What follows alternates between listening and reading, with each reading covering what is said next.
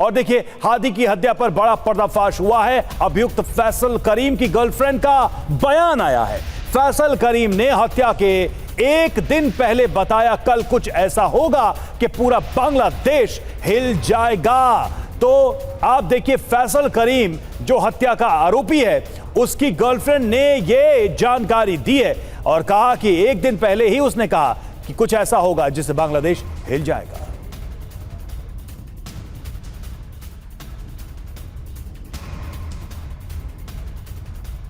तो फैसल करीम की गर्लफ्रेंड का बयान आया है। जांच चल रही है इस पूरे मामले में। दो लोग जो इस बाइक पर आपको दिख रहे हैं, इन्हीं के ऊपर हादी की हत्या का आरोप है। फिलहाल दोनों फरार हैं, लेकिन काफी लोगों को गिरफ्तार किया गया, उनसे पूछताछ की गई है। इसी सिलसिले में फैसल की गर्लफ्रेंड से भी पूछताछ की गई। जिस छात्र नेता उस्मान हादी की मौत के बाद भड़की हिंसा में बांग्लादेश जल रहा है, उसकी मौत को लेकर बड़ा पर्दाफाश हुआ है। हत्या के मुख्य अभियुक्त फैसल करीम की गर्लफ्रेंड के मुताबिक यह बताया गया कि हादी की हत्या रची गई थी। गर्लफ्रेंड ने पर्दाफाश करते हुए बताया कि हत्या के आरोपी फैसल करीम की बात हुई थी। मारिया अख्तर लीमा ने पुलिस से पूछताछ में बात कबूली है। फैसल ने हत्या से एक दिन पहले ही लीमा को बताया था कि कल कुछ ऐसा होगा जिससे पूरा बांग्लादेश हिल जाएगा।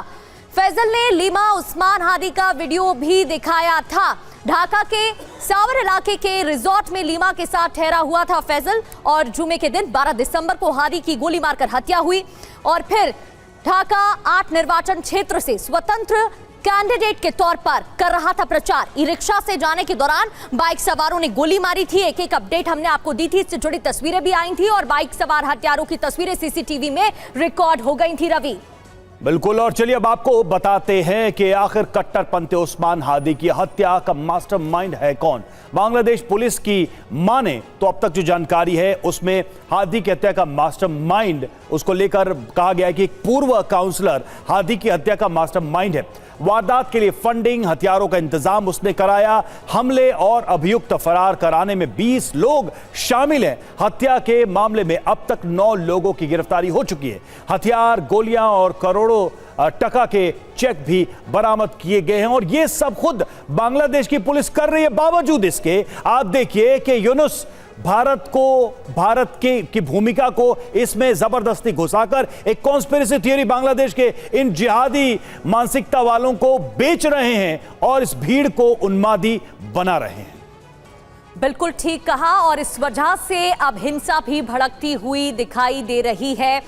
पांडे सर, क्या यह भी समझा जा सकता है कि सीडीएफ मुनीर को पता है कि वो भारत से सीधा पंगा नहीं ले सकता है और इस वजह से वो अपना पुराना पैटर्न अपना रहा है और इधर उधर से जुगाड़ लगाते हुए ये कोशिश की गई और फिर ये प्री प्लान जिसको रचा गया और अब अंजाम भी दिया जा रहा है? निश्चित रूप से आपके एक शब्द जो है वो सही लग रहे हैं, क्योंकि आईएसआई का एक स्पेशल सेल ढाका में खोला गया था अगस्त में, जब उनके जनरल्स आए थे, पूरी टीम आई थी और ये तय हुआ था कि एक आईएसआई का स्पेशल सेल खोला जाएगा जिसमें एक ब्रिगेडियर होंगे, 2 कर्नल होंगे, 3 मेजर होंगे।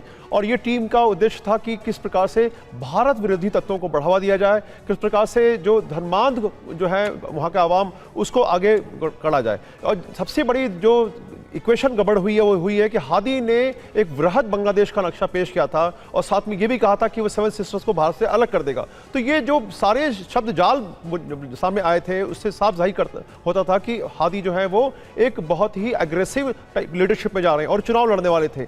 ऐसे में निश्चित रूप से आईएसआई को लगा कि शायद ये उनके काबू से बाहर हो जाए और उनकी हत्या करवा दी गई, जैसा कि ये अभी जो सामने तथ्य आ रहे हैं उससे लग रहा है। लेकिन आईएसआई का जो मुख्य उद्देश्य है वो भारत को डिस्टर्ब करना है, वो उसमें कामयाब हो, क्योंकि जानते हैं कि ऑल आउट वॉर में ऑपरेशन सिंदूर में वो देख चुके हैं कि किस प्रकार से उनको जो है चपत पड़ी है और उसका घाव अभी तक नहीं भर पाए हैं, अभी तक रिपेयर्स काम चल रहे हैं।